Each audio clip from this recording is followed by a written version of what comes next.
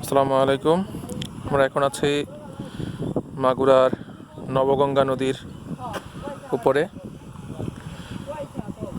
মাগুরা নবগঙ্গা নদীর উপরে নতুন একটি সেতু তৈরি করা হয়েছে। এটা আসলে বাইপাস সেতু।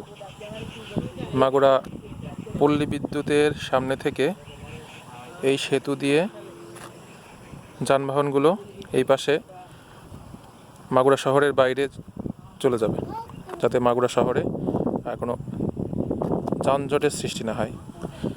তো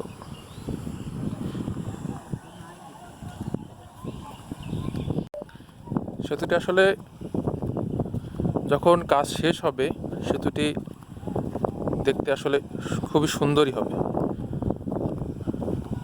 সেতুর চারপাশের পরিবেশ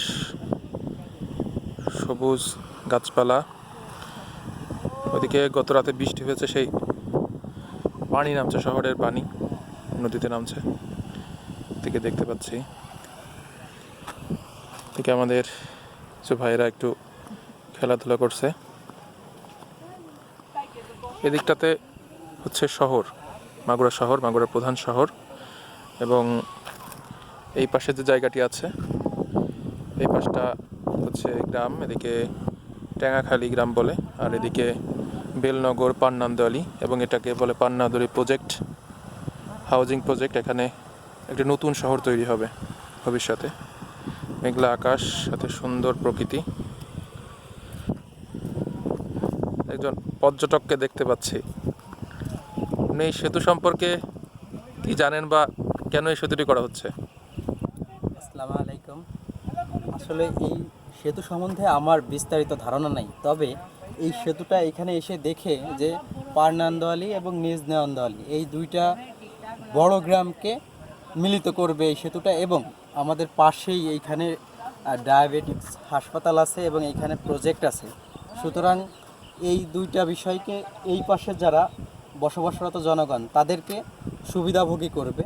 এবং আমরা আর একটু তথ্য পেয়েছি যে এই রাস্তার উপর দিয়ে মাগুরা শহরের বাইপাস সড়ক যাবে। সুতরাং এই ব্রিজটা আসলেই গুরুত্বপূর্ণ মাগুরাবাসীর জন্য। ধন্যবাদ। আচ্ছা, আমরা ব্রিজটার নিজ নান্দুয়ালি সাইডে আছি। আমরা পাশে পাটকাঠি শুকানো কাজ চলছে। এইদিকে গ্রাম এলাকা, অনেক পাটকাঠি। এই গ্রামের বাচ্চারা আছে এখানে।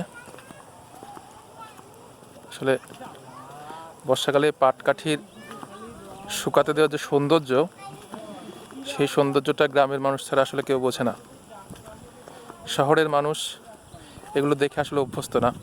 শহরে গ্যাসের চুলা, এইগুলো দিয়েই আসলে আমরা রান্নার কাজ করি। তো গ্রামে এই যে পাটকাঠিগুলো, এই পাটকাঠিগুলো দিয়েই রান্নার কাজ, তারপর বাড়ি তৈরির কাজ বা বেড়া তৈরির কাজ, এগুলো করা হয়ে থাকে। এই দিকটাতেও একটা মাঠ থেকে পাটে থেকে আঁশ বের করার কাজ চলছে। দেখতে পাচ্ছেন, পাট থেকে আঁশ বের করার কাজ চলছে। ওখানে একটি মাদ্রাসা আছে, মাদ্রাসা মসজিদ, নিজ নান্দোয়ালি এতিমখানা মাদ্রাসা মসজিদ। তো এই আপনারা মাগুরাতে যারা ঘোরার জায়গা পান না, তারা এখানে এসে কিছুটা হলেও সুন্দর সময় কাটিয়ে যেতে পারেন। নদী, সাথে ব্রিজ, যদিও বা ব্রিজে উঠতে খুব বেগ পেতে হয়। এখানে মইয়ের মাধ্যমে আসলে ব্রিজে উঠতে হয়, যেহেতু এখনও সংযোগ সড়ক তৈরি হয়নি, সেহেতু মইয়ের মাধ্যমে